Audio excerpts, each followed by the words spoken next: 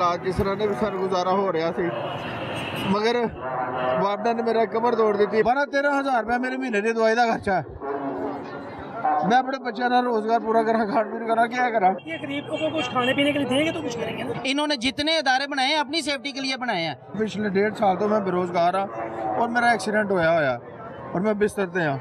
मेरे दोस्त है वहाँ मेरी हेल्प करते हैं, मगर मैनू नहीं समझ आ रही कि वापडा ने मेरे नाल की वापडा ने की किया। वापडा ने सर मेरे नाल किया कि मैं नया मीटर का कनैक्शन लगवाया, उस नवे कनैक्शन के उत्ते उन्होंने जनाब 550 यूनिट मैंने भेजता। मैं दफ्तर के चक्कर लगा के थक गया वहाँ, एक्सीडेंट को मिलया वहाँ, एक्सीडेंट शालीमार में मिलना वहाँ, SGO में जाके बाटापुर मिलना वहाँ। किराए पड़े हालात ऐसे ने गुरबत के दहायते में कहा कि मेरे को कार खान जोगा नहीं है, मगर मैं गड्डी करवा के रिक्शा करवा के वापडा के दफ्तर चक्कर लाने वहाँ कि मेरा बिल का मसला हल हो जाए। 550 यूनिट पाई जा रहे हैं।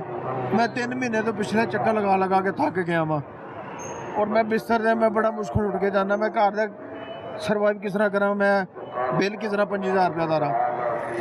हालात जिस तरह ने भी सारा गुजारा हो रहा थी, मगर वापडा ने मेरा कमर तोड़ दी। मेरे फेरे लवा के मैं चल फिर नहीं सकता। मैं RO के दफ्तर करी एक्शन को मिलना पाया, कोई मेरी सुनने वाला नहीं है।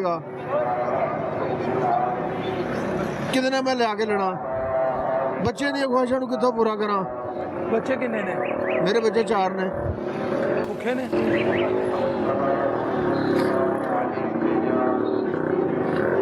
एक्सीएन साहब, SDO साहब, ये देखें क्या कर रहे हैं खुदा के बंदो। वो बंदे का 100 कितने यूनिट है? 550 यूनिट।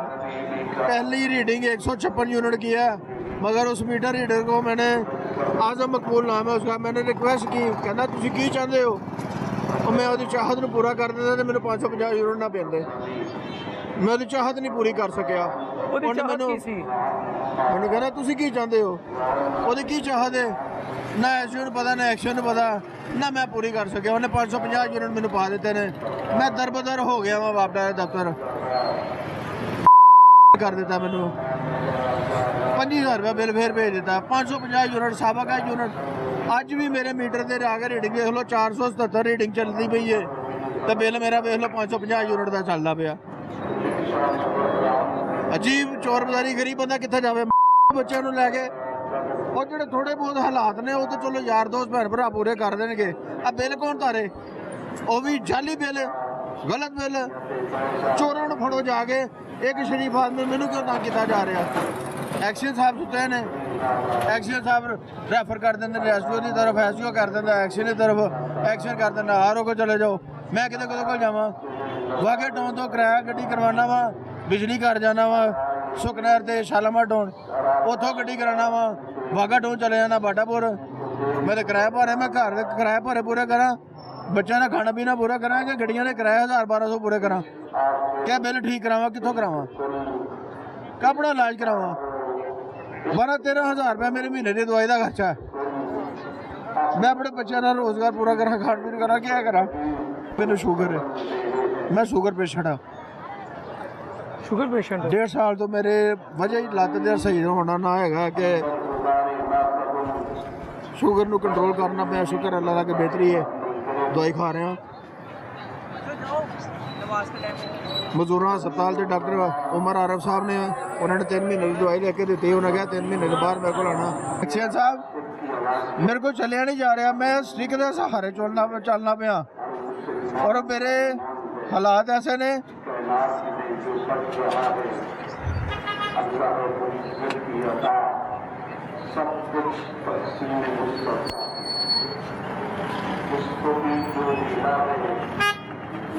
ये भाई साहब यहाँ जाके बैठ गए हैं।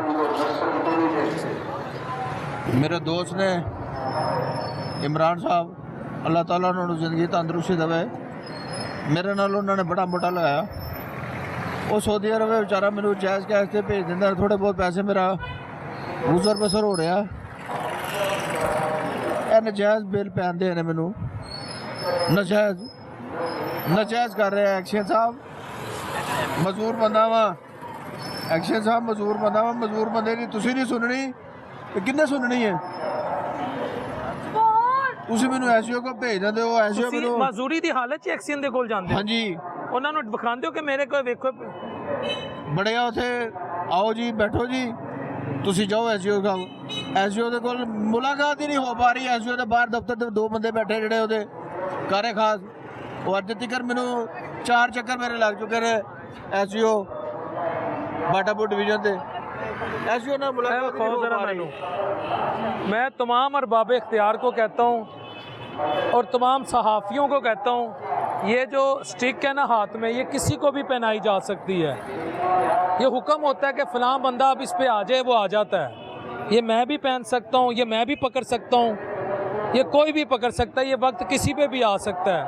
एक माजूर शख्स जो इस हालत में वापडा के ऑफिस जा रहा है कि मुझ पे नाजायज़ यूनिट डाले गए हैं, वो सबूत दे रहा है, वो कह रहा है घर जाके मेरा बिल चेक करो।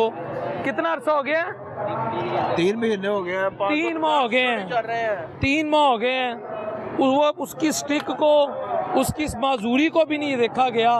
तो फिर मैं तो कहता हूँ अल्लाह ताला की लाठी पे आवाज़ है। मैं सिर्फ ये कहूँगा कि यार हम कितने बेहिस्स हो चुके हैं। उसको रेफर कर दिया उसने, उसको रेफर कर दिया उसने, आगे रेफर कर दिया। हमारे पेट जो है ना वो काट दिए गए हैं, हमारे कारोबार रोजगार बंद कर दिए गए हैं, फाकों पे मजबूर कर दिया है, लोगों को कहना चोरियों डकैतियों पे मजबूर कर रहे हैं। ਸਾਨੂੰ ਤੇ ਇਹ ਲੱਗ ਰਿਹਾ ਯਕੀਨ ਮੰਨੋ ਇਹ ਸਾਨੂੰ ਭੀਖ ਮੰਗਣ ਦੇ ਨਾਲ ਲਾ ਦੇਣ। 104 ਬੁਖਾਰ ਦੇ ਵਿੱਚ ਖਲੋਤਾ ਵਾ। ਇਹਨਾਂ ਨੇ ਜਿਹੜੀ ਗੱਲ ਕੀਤੀ ਸੀ ਕਿ ਭਾਈ ਗਰੀਬ ਕੋਈ ਨਹੀਂ ਰਹਿਣ ਦਿਆਂਗੇ, ਇਹ ਉਹੀ ਕਰਦੇ ਪਏ ਨੇ। ਹਾਲਾਤ ਜਿਸ ਤਰ੍ਹਾਂ ਦੇ ਵੀ ਸਾਨੂੰ ਗੁਜ਼ਾਰਾ ਹੋ ਰਿਹਾ ਸੀ, ਮਗਰ ਵਾਪਡਾ ਨੇ ਮੇਰਾ ਕਮਰ ਤੋੜ ਦਿੱਤੀ। 12-13 ਹਜ਼ਾਰ ਰੁਪਏ ਮੇਰੇ ਮਹੀਨੇ ਦੀ ਦਵਾਈ ਦਾ ਖਰਚਾ ਹੈ। मैं अपने बच्चों का रोजगार पूरा करा, खान पीन करा, क्या करा? ये गरीब को कुछ खाने पीने के लिए देंगे तो कुछ करेंगे ना। इन्होंने जितने इदारे बनाए हैं अपनी सेफ्टी के लिए बनाए हैं। वो जो रात को वाक़या हुआ, एक रिक्शे वाला जो है वो टावर पे चढ़ गया, आप समझते हो उसने गलत किया? उसने क्या लगा, वो अपनी जिंदगी तंग है, उसके बाद 200 रुपए आपके बच्चे हैं माशाल्लाह, घर पे 3-4 बच्चे, ठीक है। अगर आप जाते हो, आपकी सेल होती है घर पे 2-3 हज़ार रुपए लेके जाते हो घर पे, हाँ जी, आपको सारा दिन खड़ के रात को 300-500 मिलेगा, आपको अगर मैं उसको मार दूँ या अपने आप को मार दूँ, जिसके लिए कुछ खाने के लिए नहीं होगा। बात समझ आ रही कि नहीं? अब उसके घर पे रात को 1000-2000 का खर्चा है, उसके सारा दिन सेल आई 500 रुपये सेल आई, 700 रुपये आएगा, वो कहेगा मैं सबको मार दूँ। वो सबको आग लगा दे। लेकिन उसको ये भी तो पता नहीं था ये महंगाई 38 से 3% पे आ गई है। तो कुछ करो, डर क्यों नहीं चल रहा है, करो कुछ। बताएं ना कौन अच्छा बात सुनिए, आप हमारे साथ हैं कि हुकूमत के साथ हैं? उनका मौकफ ला रहा हूँ ना। और उनका मफहूम आप क्यों बयान कर रहे हैं? यहाँ पे लोग मरे हैं तो आप कह रहे हैं कि जी वो तो ये है, वो ये है, क्या है? कुछ भी नहीं है। हम भी उसके सपोर्टर थे। मेरी गल सुनो, नहीं ए गल नहीं है। मेरी गल सुनो, तुसी इस गल ते अल्लाह दा शुक्र अदा नहीं करदे कि या अल्लाह तेरा शुक्र हैगा कि नहीं मैं भाई गल ते सही है, की गल्लां कर रहे हो?